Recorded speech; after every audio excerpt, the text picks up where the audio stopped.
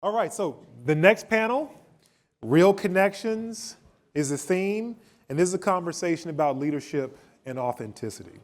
And so I'm really excited to have Justin, Kasim Reed, Alencia Johnson. Kim, again, is going to be facilitating this panel discussion.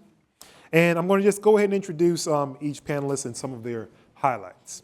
So starting with Justin Grant, Justin is a writer, a marketer, and communications leader with over 10 years of experience in the asset management and financial services business. He's the executive director at JP Morgan Chase, specializing in corporate communications, community development, and global partnerships. He's a mentor to students and young professionals in both the United States and Brazil.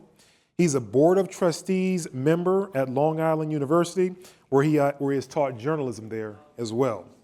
He's also the author of Company Men, a wellness guide for Black men in corporate America. So that's Justin. Next we have Alencia Johnson. She's a social impact advisor, cultural commentator, and author of Flip the Tables, which is coming out soon. She's also the founder of 1063 West Broad, which is a media and social impact consultancy. She has advised presidential campaigns, which includes Kamala Harris, Joe Biden, Senator Warren, as well as Barack Obama, and has worked with advocacy groups, entertainers, and corporations. She also serves on the boards of Human Rights First, the Warner Music Group Social Justice Fund, and she also regularly appears on MSNBC, CNN, ABC, and has also been featured in different major publications, including NPR, The Washington Post, Essence, and Glamour. And then we have Kasim Reed. Kasim has served, he's the two-term mayor of Atlanta, the 59th mayor of Atlanta, and this is from 2010 to 2018. And during his time in that role, he oversaw a 37% drop in crime, improved fire rescue response times, among many, many other things. This led to pension reform. He led to pension reform, balanced budgets, increased cash reserves, and achieved credit rating increases for the city. He's a nationally recognized leader, speaker, and he was a speaker at the 2016 Democratic National Convention. He's a Howard University graduate where he received his BA as well as his just doctorate. And with that, I will bring them on to the stage. Ugh, it's a mouthful.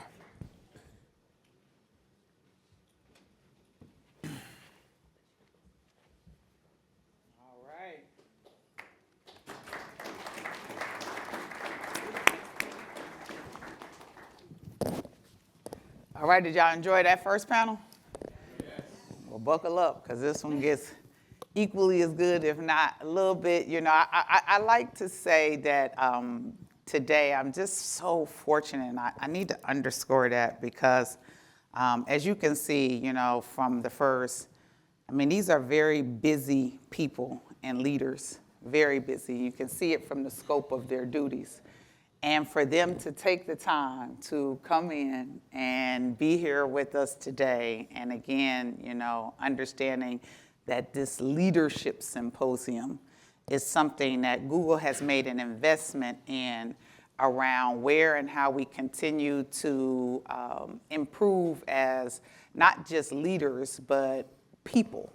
And I am so fortunate to have three good people with me today and exceptional leaders.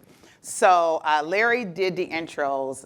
I'll do like last time and kind of underscore some more breadth and depth to who they are and some of the questions. But is anyone here from Atlanta? Okay. Then if you're from Atlanta, then you know the gentleman to my right as our 59th mayor, my left, your right, as our 59th mayor. Former Mayor Kasim Reed. HU. Okay, see, so he saw it because I was getting ready to tell him too. So, and of course, as you've heard, Howard alone, and also a trustee. Yes. Yes. And so we can talk about some of that as well. My dear friend and sister, Alencia Johnson. If many of you, you know, keep your television tuned in to the news, then she should look familiar as she shows up often as a contributor to what is going on, not just in politics, but in culture and in so many different areas. And last but not least, I told you I work with some great companies, of course, Google. I mentioned Uber in the last panel, and I also have the privilege of JP Morgan Chase. And they have let us borrow one of their fine leaders today to come out. But he's actually going to be wearing a leadership cap from a different lens in where and how he is also now an author. And so he's talking about some critical areas of leadership. And I thought that as we talk, not just for the students, and again, I know we have a lot of students, and I know folks are watching from their desks, because sometimes you all are coming down, so thank you all for tuning in and streaming with us. I want to make sure, too, in housekeeping, I do another round of recognitions to Dr. J, Anthony Chamber, our dear and fine host, Larry Green from Google, all of their business partners that make it happen for you all to come in and learn. So with that, one of the things that I asked, and I'm asking kind of each group, is to just kind of share leadership, your first impression. Like, you know, there was someone or something that really kind of ignited something in you, some catalytic moment. I'm always curious as to when that bug kind of bit and you knew that you were destined for greatness. I'll start. Mine was in Ben Hill United Methodist Church when I was 13 years old. For a Men's Day sermon, Ambassador Andrew Young was the Men's Day speaker. And I remember how excited my mom was getting us ready for church, which when you have 4 boys, is really tough getting 4 boys organized to be at church by 10. But he was the Men's Day speaker, and I was 13. I had a high top fade. I mean, it was, 3 inches high. I took great pride You look in a little different now. getting prepared, right? And afterwards, he came out of the pulpit, because I was wondering why my mom was so excited. And he put his hand in my hair, and like any black man, I pulled back because, I had a high top fade. And I just remember him telling me that my future had no limit. And so from that moment on, I started following him. We had these things back before Google called the Encyclopedia Britannica. Wait, did you know him? No, I didn't know him, but he had spoke at Ben Hill. Right, so he and then I just- started reading him, and then anytime your parents are affected by somebody, Right. it has an impact on you, especially when your mother, I just remember her being nervous and excited getting ready for church. Right. And I remember thinking, what is the big deal about this particular person? And as fate would have it, when I got to Howard University, he was on the board of trustees at Howard. So I would get to the board meetings. They started at 8. I would get there at 7, and I would move the nameplate so I could sit beside him, because I had followed him really from 13 on. And then at the end of my year of service on the board of Howard, I was getting ready to take a job in New York at Time Warner, because Dick Parsons was there. Yes. And Ambassador Young put his hand on my shoulder, and he said, son, you should come home. The city is going to need a mayor like you. Wow. I was 20 years old.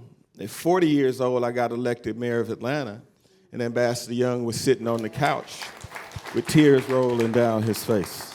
And you know what? And So I'm that going to was go down my the line. moment. No, but I think that's important, because I tell folks, sometimes people see things in you before you see it in yourself. Yeah.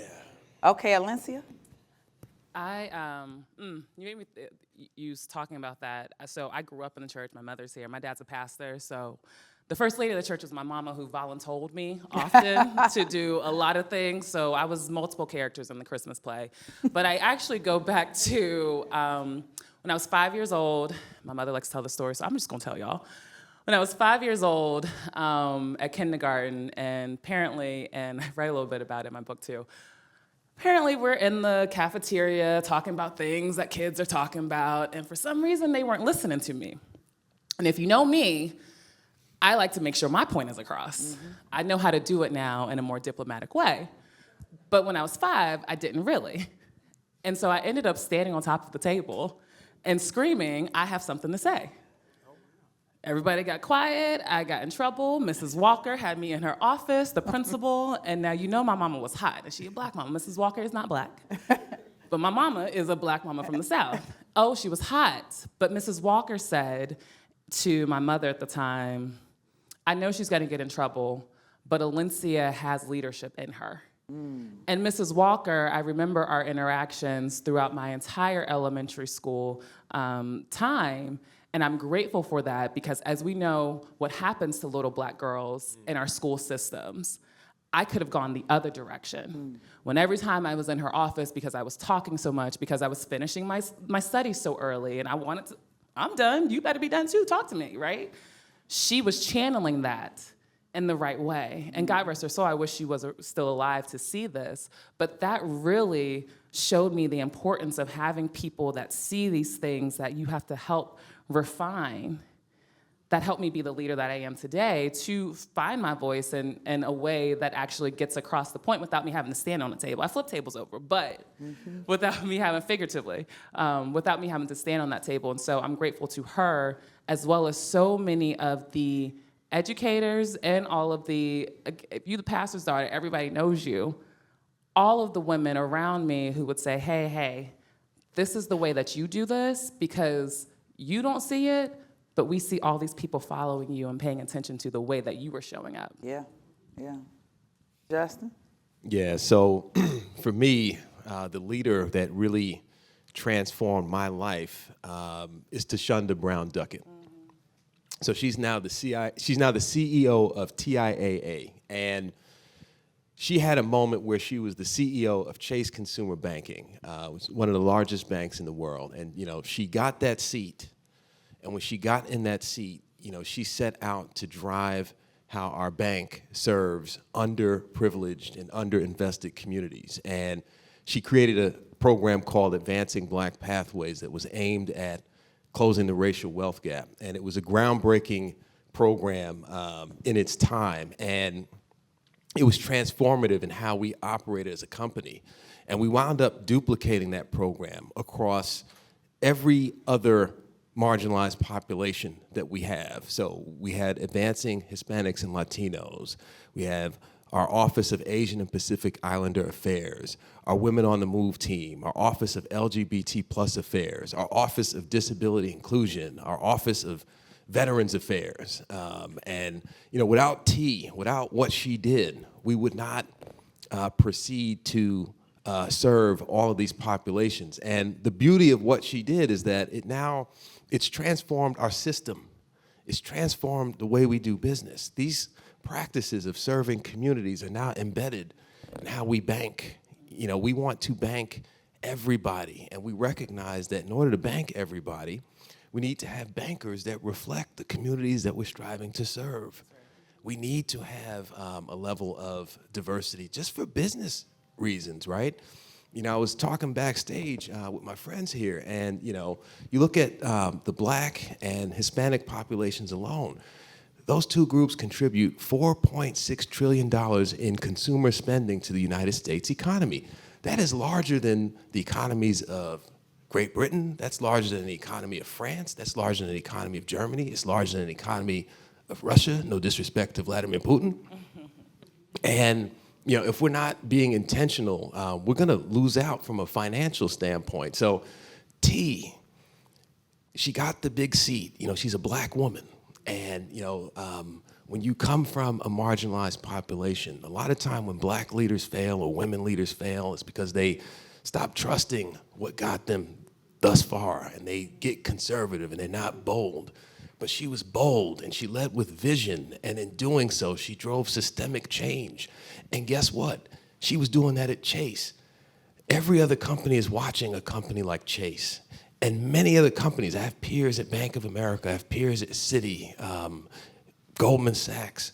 All of these companies started to follow suit because of a black woman leading with boldness and leading with intentionality. And I was sad that she left. She's now the CEO of TIAA, but I'm thankful for her. So for me, Kim, that was the leader. She expanded my view of what is possible right? You need to have an understanding of what is possible if you want to accomplish big things. And she was that person for me. So shout out to T. That's one of my very good friends. But I want to kind of stay there, being that you mentioned her. And for those of you who don't know, Tashonda Brown Duckett, and she is one of the few sitting black female CEOs of a Fortune 500 company. Beyond that, to Justin's point, which I'll kind of dovetail back to you all, is that she's just very humble. She's very grounded. She has a foundation, and she just shows up in this same vein of setting: real talk, real actions, and real connections. I want to go back to you, sir. Showing up, the courage and the conviction. And I'll say this. So I've lived in Atlanta now over a decade. I did not meet Kasim until probably last year. We both were serving and representing on some matters. Him always of strong counsel, and me on reputation and management. But that said, you show up unapologetic in who you are. Yeah, I'm triple black. With that, there's a sense of confidence. But for me, not knowing him, I mean, I knew he had to be smart to be the mayor. But I have been wowed, and I tell you this continuously, around not just your mind, but how you think and synthesize from a legal standpoint, but also representing the best interest in what is right for someone. Have you always been this dude who unapologetically shows up full Kasim? Yeah, I think that I'm here, number one, because you called, and number two, because of the audience. Mm-hmm. And I got here because when I was the age and in time of the people that are in this room, especially the young folks, I was around Vernon Jordan, Dick Parsons, Martin Payson, Colin Powell. If you look at the Board of Trustees of Howard University when I was 19, 20, 21. Wait, say those names again, because young people, so if you don't know who they are, Frank Savage. Please go look them up. So what would happen is these people would give me a day or 2 days where I would meet them at their home when they were leaving for work. I would get in the car with them, and I wouldn't leave them until they got dropped off at the house. Wow. So Andrew Young, who Yes.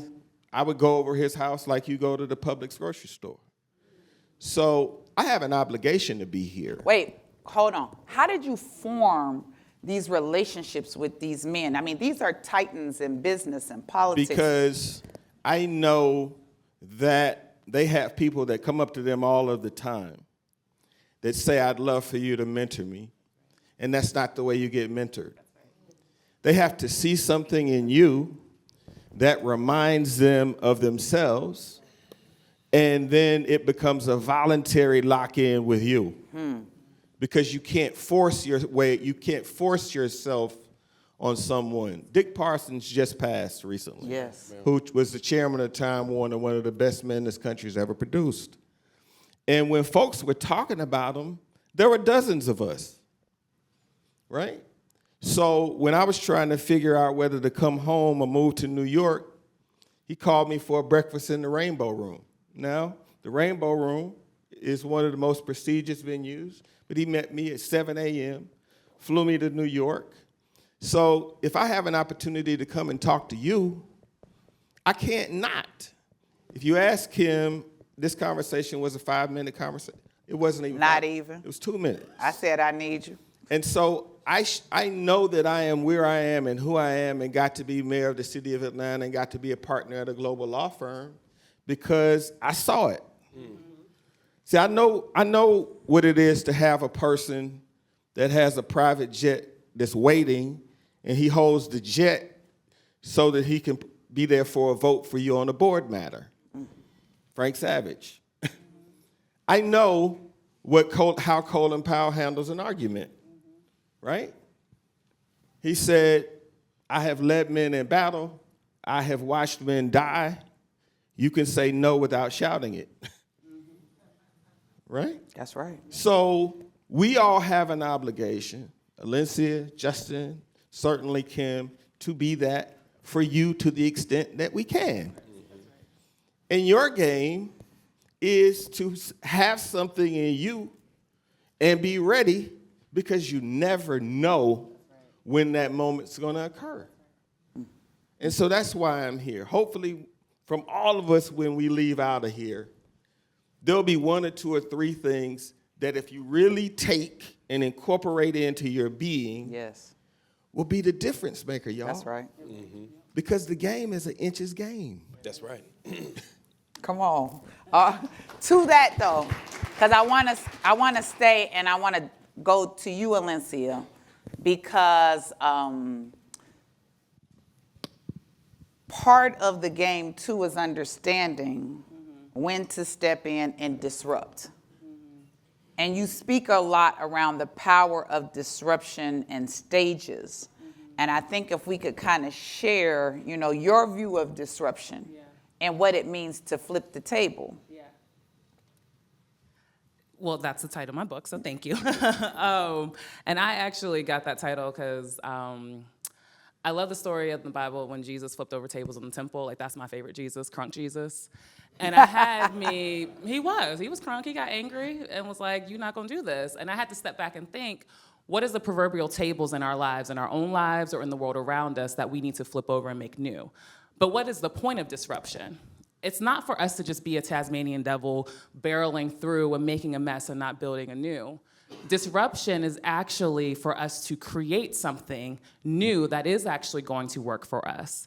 Disruption is needed when sometimes they keep saying, pull up your chair, expand the table. At some point, that table will not have any more room. And we have to actually burn it down and build something new. But we can't burn it down without a plan. And I think so many times, look, I'm an older millennial, we get so reactionary and we want to quickly react. But I'm so grateful that you called in some of our ancestors who, those protests took a long time to plan. It also took some linking arms with people that you may not like. I may not like you today, but we are here for the same mission.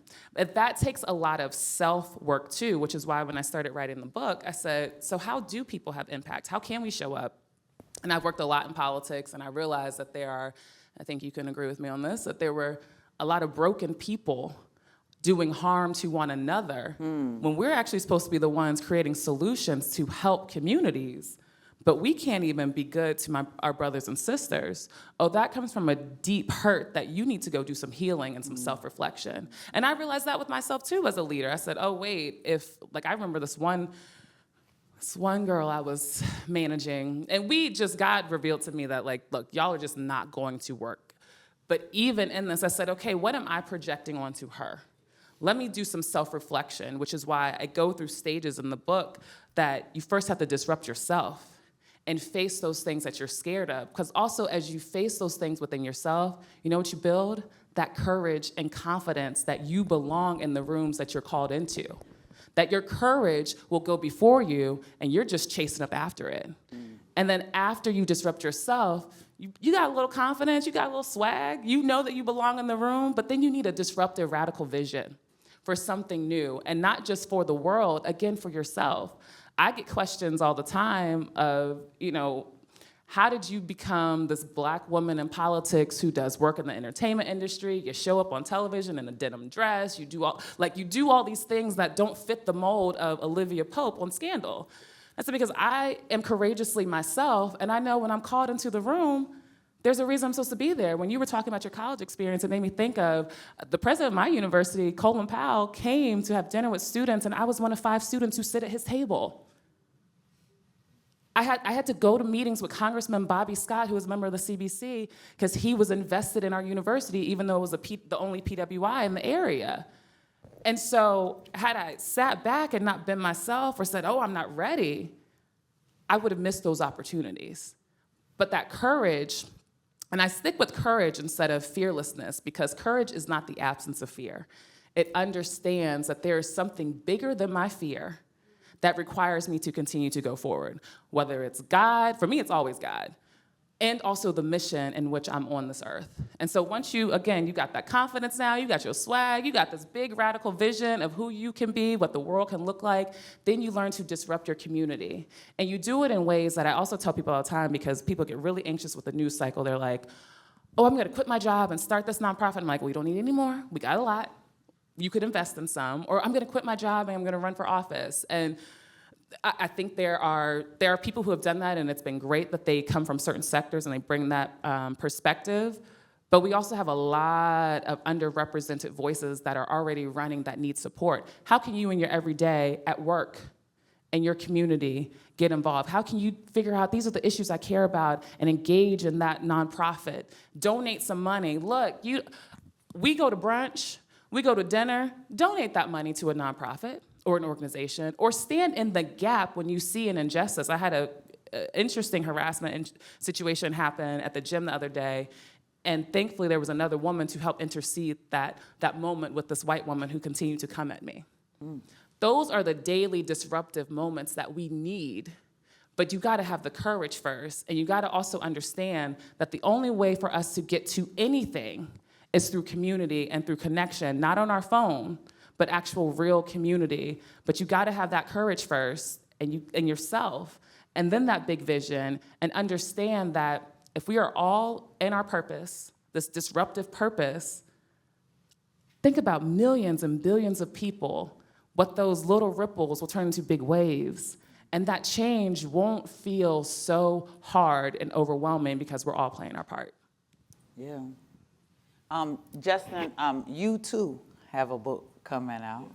And your book, Company Man, again, I mentioned that I've had an opportunity to work and partner closely with Justin, and I was so intrigued because you go into a variety of topics. And I'm gonna popcorn this a little bit because I have some questions for the panel in some of your areas, but I mean, we're here in a global corporation, innovation, transformation, all those great things.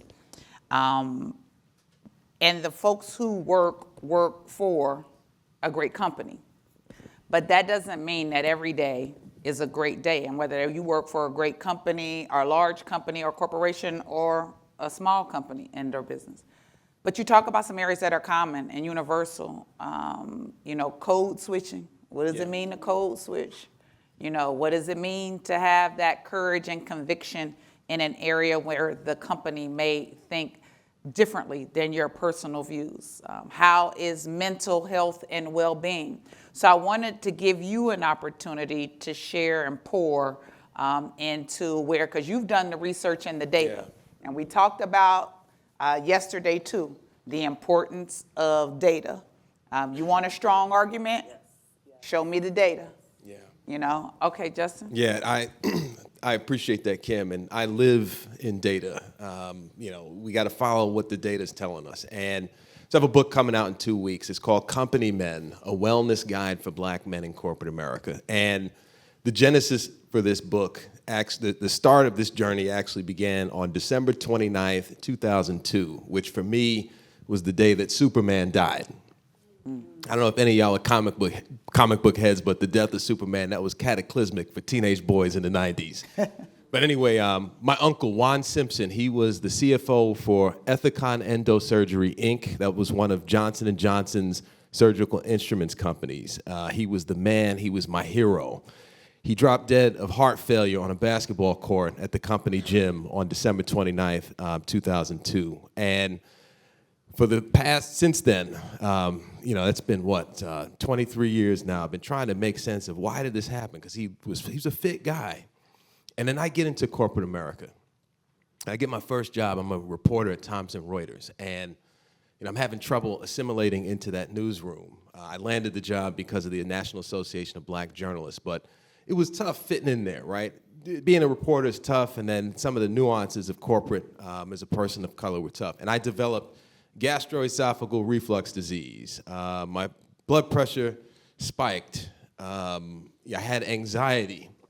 And I was trying to figure out, why is all this stuff happening to me? And then I got older. I moved on in my career. And a lot of my peers, black men, getting big jobs, getting into their 40s, dropping dead of heart attacks. I just lost a colleague, a managing director at J.P. Morgan, died 2 weeks ago during heart surgery, heart problem, 45 years old, left behind a wife and 2 daughters and millions of dollars that he was going to earn until he was 65 years old, right? That's lost wealth for the community.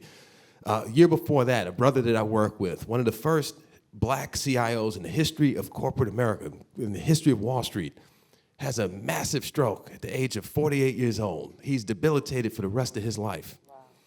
Wow. And I did some research, and I learned that black men have the second lowest life expectancy of any demographic. The only people who are living shorter lives are our brothers from the Alaska Native American communities.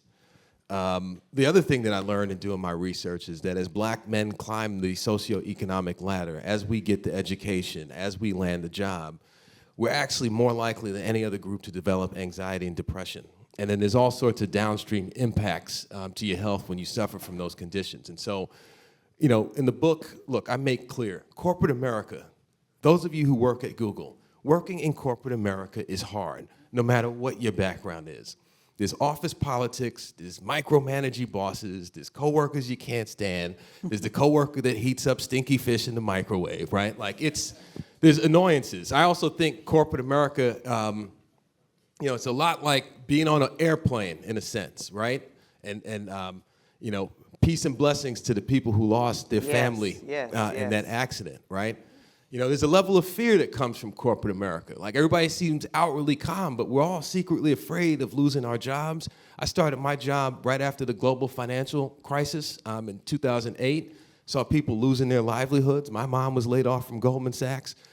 Corporate America is hard no matter who you are. But, through my research, I learned that with black men, some of these stresses might hit our bodies a little bit differently than others. The other thing is that we don't go to the doctor. A lot of us do not go to the doctor. And we don't have the data on what's going on with our health, right? During the pandemic, I'm sitting at the breakfast table, and Kim, I'm gonna give you the floor back in a second. I just gotta tell you a quick story. I'm sitting at the breakfast table during the pandemic. Now, if y'all remember the pandemic, there was nowhere to go, right? Nothing to do. Can't go see your friends, can't do nothing. So entertainment and fun for me during that time was Uber Eats and Shake Shack and Krispy Kreme and Wingstop, the lemon pepper joints when they were a little wet, that was my thing. And so my wife, Justin, you gotta go to the doctor. You haven't had a physical. My doctor retired during the pandemic. And my wife, go to the doctor. I'm like, yeah, babe, leave me alone, all right? I'm fine. I'm running 3 miles, 5 times a week, crushing the hills of New Jersey. I'm good, okay? Look at me, I'm good. So I'm sitting at the breakfast table. She hands me the phone. Hello? Hi, this is Heather from Summit Medical Group. Would you like to make your appointment? So I make the appointment, I go in, and when you're over 40 and you go to the doctor to get your physical, it gets a little different, right? They took 1 vial of blood, then they took another, then they took another. I'm like, golly, right?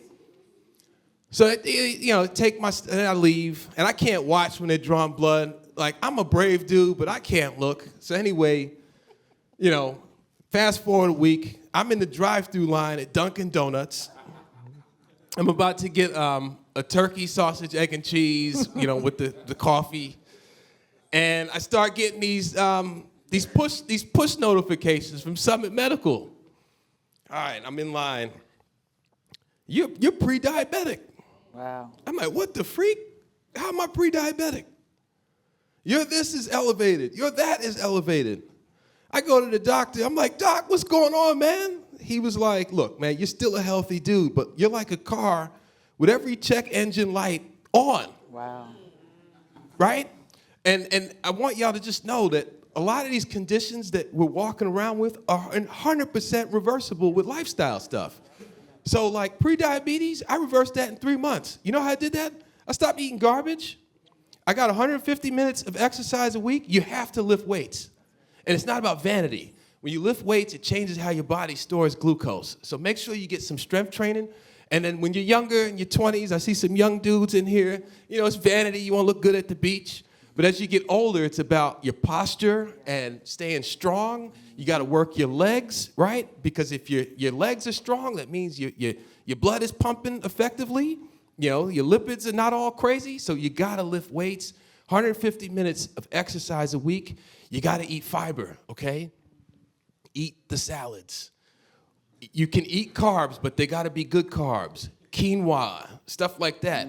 Watch the refined crap and you know, the white rice and things like that. So watch your diet. There's an app that I want you to download if you'd like to learn more about how to track things. It's called Lose It. It helps you track your carbs. It's the Lose It app. It costs like $40 a year, but it helps you to track you know, all of your nutrients. You got to get your nutrients. Get yourself a nutritionist that can just walk you through what to eat, what not to eat. A lot of what we're putting in is garbage. So exercise, definitely get the data though. Understand what your body is telling you. And then therapy is also a big help. You know, I don't care what your background is. Black men, you work in corporate, get you a therapist, right? Okay? You don't have to use it all the time. I'm not a proponent of permanent therapy, but use it as a go-to when things get a little bit stressful. Take care of your mental health. Check in on your friends. We have a loneliness epidemic in this country. That's real. We are all chasing the dollar. We're on this W-2 cycle. Every 2 weeks, we're on our phones. We're not connecting with each other. Check in on your friends. Hang out with each other, right? Your romantic relationships are very important, for sure. But research shows, the data shows that friendships can help with your longevity. And with men in particular, whether you're black, white, whatever, we have trouble bonding with each other, of opening up and saying, yo, man, I'm dealing with this. Open up to each other. Check in on each other. Make some friends at work. There's also 3 friends I want you to make at work, and I'm going to stop talking. Definitely network and build friends that are on your level, right? Because these people are going to rise, and you're going to challenge each other. You're going to see your friend rise. You're going to get motivated. Man, I want to rise too. Oh, he might put you on. Definitely somebody on your level. Then you got to mentor somebody. Because when you're mentoring somebody and they're asking you questions, it's going to hold you accountable. I got to know what I'm talking about to the young people that I'm mentoring, okay? Because they're going to call me on it if I'm not earning that credibility in their eyes. The third person that I want you all to really bond with is your boss's peers in other departments. They got to know who you are, and you got to be strategic about getting in front of those people. So I'm rambling a little bit, Kim. No, actually, you You dropped like preaching. about You preaching. 50 gems. That You fiber gave a drug nugget is real. download of gems. Eat your fiber. And Eat you your know kale. what? They were very simple steps that can change the course of your life. To that, for the gentleman up here who has had the big seat in the sense of running, what is Atlanta? We in the top 10, right? No, we're not in the top 10. We're just the most important city in the southeastern region. It's Well, the that's- United States and one of the leading cities in the world. With that being said, Justin, I want to kind of go back to some points that you made for you. You sit in the seat, you're dealing with the business community. We have CEOs, Delta, Coca-Cola Company, Home Depot, UPS, you name them, right? How is it that you've navigated across a network of different industry arms? And, you know, I mentioned in Company Men, you know, Justin addressing code switching and things of that sort. What do you think are your strengths and key differentiators, and how you were able and are still able to kind of build these healthy networks with some of the top leaders in our country? The key to my leadership style was happiness. I'm a happy person, and I wanted to be mayor since I was 13. And so when I got the job, I loved it. And like my colleagues up here, I'm trying to finish a book. It's called It All Matters. Mm-hmm. And I wanted to be mayor so much, and I had run 2 mayoral campaigns before, so I had an opportunity to see what Mayor Franklin, my predecessor, was like. And then I had Ambassador Young in my life for 20 years. And then I had a guy named Willie Brown, who's one of the baddest black men in America. He was the mayor of San Francisco, and he was the longest serving speaker in California. And what I noticed about them was they loved it. And from a health perspective, which Justin was just talking about, when you love a thing, it feels different. Yeah. I mean, I started at 6, got going at 8, typically got home at 11 or 12 o'clock, 6 days a week, and I totally took Sundays off. But those 6 days a week, it was game on, because when you're a mayor, you got 8 years. And you've been thinking about this stuff since you were 13, 14, 15, 16, 17, 18. Just imagine having a job where you go, if I had that job. I remember when this building was sited because the permits came through my office. Wow. Right? When I drive through Atlanta, I can literally look everywhere and see something that you've done. That I did. That's right. Right? So the point that I offer to you, which I think is critical, Justin's talk was so important, which is why he needed to let it rip. Yeah. He needed to let it rip because your joy impacts your health. When I was mayor of Atlanta, my blood pressure was better than normal.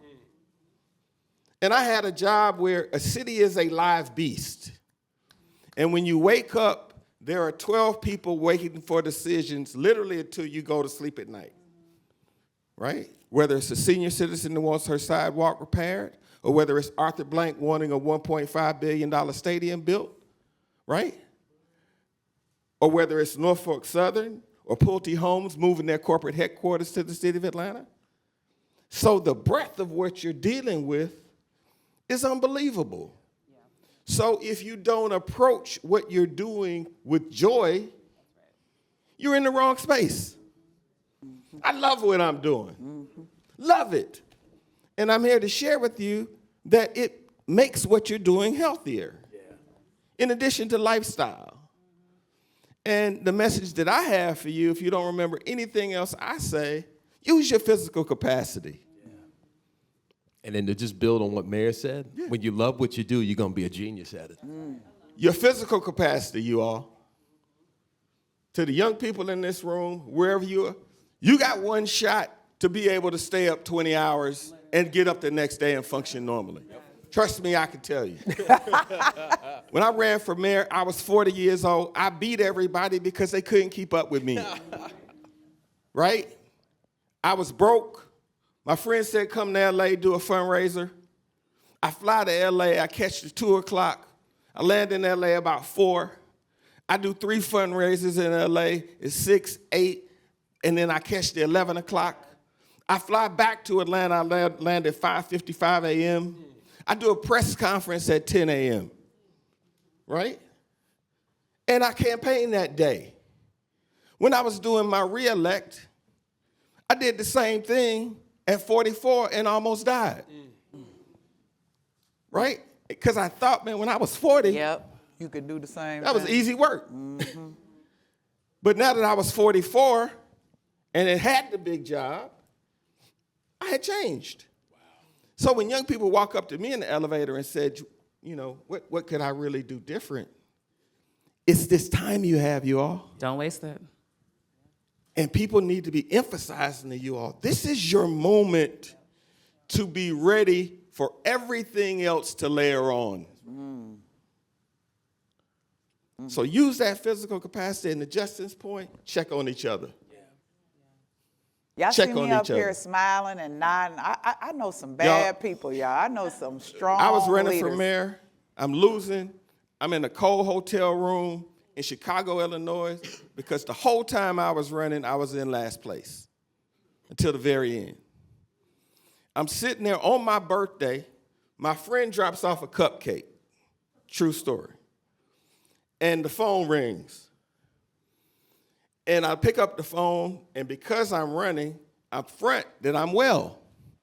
Because I can't let people see that I'm losing. I pick up the telephone. He said, Kasim, this is Andy. So I'm in a cold hotel room. Ambassador Young calls me, and he says, I just called to check on you. He said, I used to do this for Martin. When Martin couldn't sleep, I would call him, and I would talk to him until he went to sleep. So, do you have a pen? So I get that hotel pen that doesn't write. That you gotta. And I said, yes, Ambassador. He said, take down my number. He said, and if you're not okay, call me. Because if you're not okay, I'm not okay. If you're not asleep, I don't want to be asleep. That's the night I won the election. I wasn't the same human after that. Because if this man who in Dr. Martin Luther King Jr.'s darkest moments had been by his side, thought enough of me to give a damn about how I was doing, then by God, when I get up in the morning, I'm going not 100%, I'm going 1,000%. So when Justin was talking, he was right on.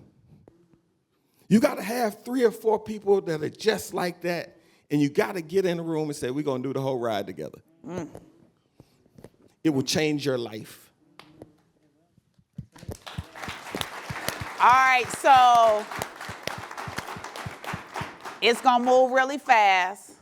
I want to get to as many of questions as I can because y'all know Brielle, she getting ready, she going to try to cut us off. So if you have questions, let's go ahead and ask. And I would tell you all, because this is so rich and deep, as briefly as you can so we can get to as many of the students. Okay. Good morning, everyone. Is this thing on? It doesn't sound like it. Anyways, good morning, everyone. My name is Nicholas Brown, and my question goes to Mayor Reed. Like you said, you wanted to do this since you were 6 years old, right? 13. 13 years old. So, what is one thing that transcended your imagination for being mayor, and what is one thing that is totally left that you never thought about while wanting to be mayor?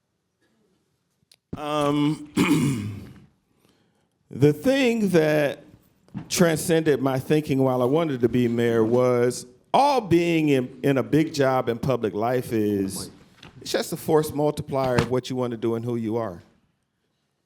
You fundamentally want to help other people, but I get to start a program that feeds 2,000 kids every day as opposed to helping 2, right? I get to attract corporations to the city of Atlanta so more people have jobs and have a fair shot and fair shake. So the transcending idea was that when you are an elected official in a big job, you have a superpower.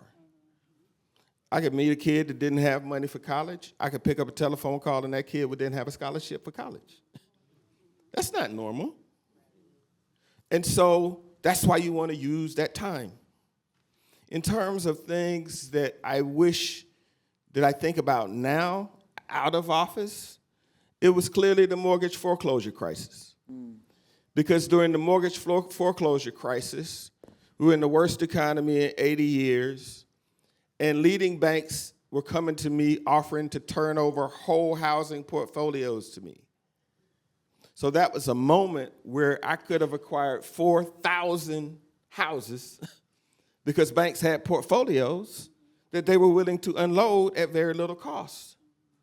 I was dealing with 2 challenges. I had a pension crisis that was putting Atlanta on the verge of fiscal insolvency that I had to deal with. And so as opposed to absorbing that real estate inventory, I dealt with making sure that Atlanta was broke and was not broke. And today we have AA+ from Standard & Poor's, Moody's, and Fitch, and then 1 AAA rating, up from junk bond status. So when you're a black person in power, you can't be broke. And so as opposed to absorbing a portfolio and being a real estate professional, I focused on the theme, which is to not raise people's taxes when people are already losing their houses, and to get us through that. But looking back on that, I wish I had just absorbed it and used my capacity, because now as we move towards a housing situation where houses are becoming more expensive as opposed to people losing them, that is something that I view as a mistake in my heart and would have changed an awful lot of people's lives and created unimaginable amounts of wealth. Good afternoon, everybody. My name is Runa Agarin, and I am a junior at Bowie State University, currently studying business administration, and I humbly serve as president of our Adobe Ambassador Program. My question was for Mr. Grant. What tips do you have for young black people looking to build generational wealth? Okay. I got 3 letters for you. 401, well, that's 401k. I'm like brother man from the 5th floor over here.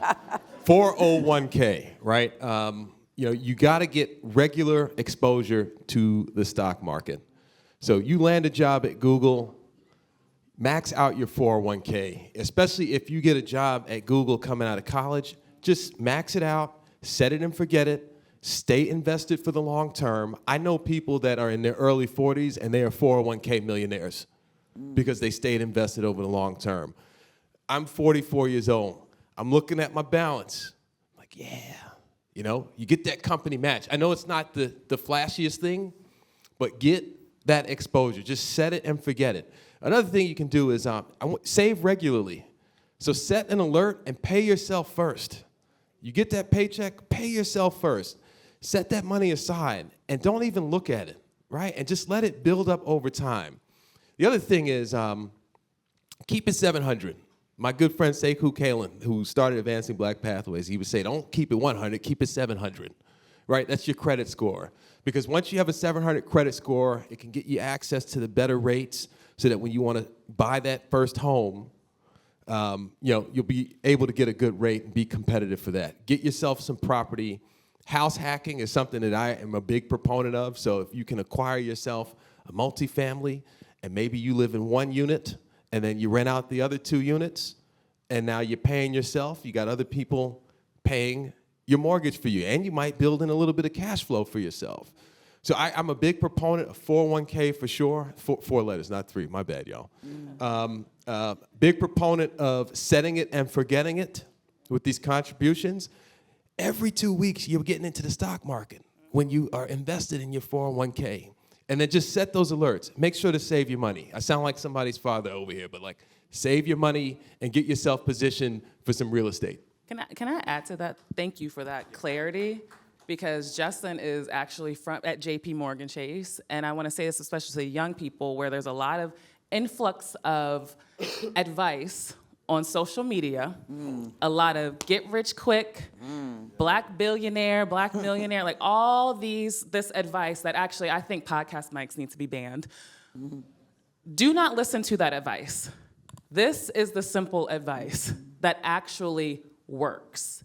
And it's what you can actually do. And there's no get rich quick scheme at all. And so I really want you all to tune out the noise and listen to these experts, because I have seen so many young people who have listened to advice that isn't from wisdom and knowledge and expertise that gets them in a worse off position. And this is the advice that, to be honest, I wish I had coming right out of college when I had to figure it out at 30 and where I would have been. You can catch up, but this simple advice is the real advice. So get off of social media. And I would also add, this real talk, watch those credit cards. Yes. Because I was presented a credit card. Now, why would you give an American Express to a college student? Yes. I recover. I'm a Black Card Centurion member now. But I learned a lot of lessons. Okay, next question. We have one last Can we get a young lady in here too? I'm about equity too. Can we get 2? Him, and then her, please. At time, guys, but I'll... All right, real quick. I gotta get the young sister in here. To your first panel, I just wanted to share with the kids, you was talking about fail forward. Yeah. There's a book on fail forward from Maxwell, and then it was fail forward, fail fast, fail often, is Brian. And Ryan and John. Justin, you're Richest Man in Babylon. You read it? When you were just talking about the 10% and the 70%, I'm just sharing this with young students so you guys get these books. But everything they're talking about, you guys can read on. I know you don't want to read nothing. I know you don't read nothing. But I just wanted to share that because when you said that 10%, a lot of times kids think church and tithing and stuff, but really yourself and then put that money in the bank after it grows. I mean, after it goes in the bank, invest it into. But Richest Man in Babylon is a great book for you guys to get. Okay. Can we get this young lady? sister right here? Yes. Thank you. Yep, Thank you. absolutely. Hi, my name is Anissa Watson. I'm a senior at Bowie State. My major is advertising design. So my question is coming from Mr. Reed's comment, but it's directed towards everybody. When you said that us being in our like 20s and during this time was where we should really be kind of like going hard and trying to use as much time as we can. For me personally, like I'm in school, I have 2 jobs, and for me, there was a point where I was going like really hard, but it started to affect other areas of my life. So my question is, do you have any, I guess, advice or system that you all kind of follow to have that balance so that we're not burning out at this young age? Yeah, I think you have to manage your own rhythms. I mean, once a quarter, I deal with my own feelings and my own depression and process it once a quarter, but I control that. So I'm a big believer in compartmentalization. And I believe in the one-day theory. So to this day, Sundays are my own for my faith and my mental health and my family. And I think that works well. I don't do 6 days anymore. I do 5.5 real days. But you all know yourselves better than anybody else.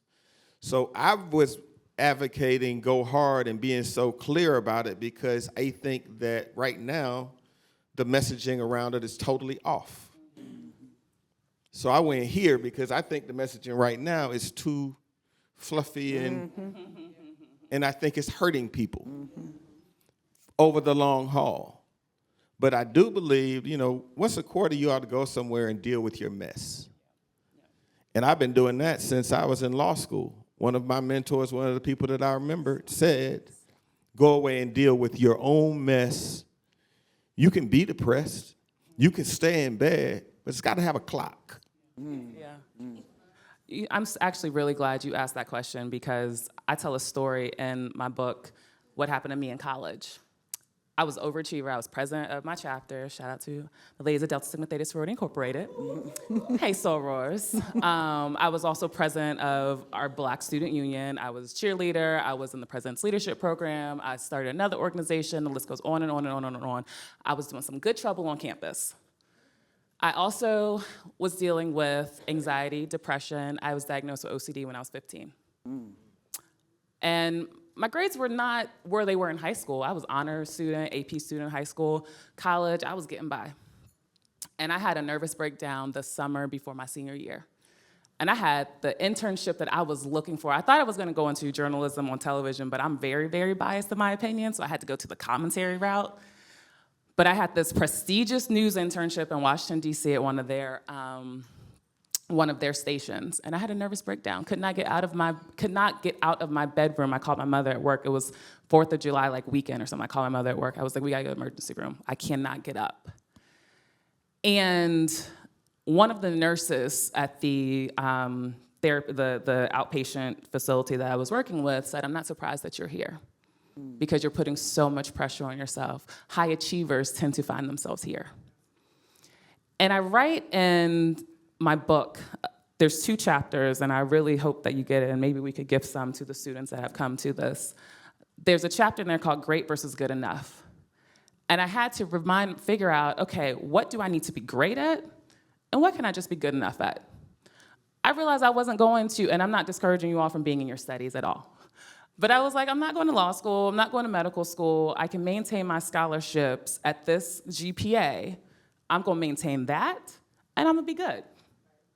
When I get an assignment from a client or something, I know what I'm great at and I know what is just okay. So if it's a busy season at work, my house may not be the cleanest that I want it to be. It's clean, it's just not as organized as I want it to be, right?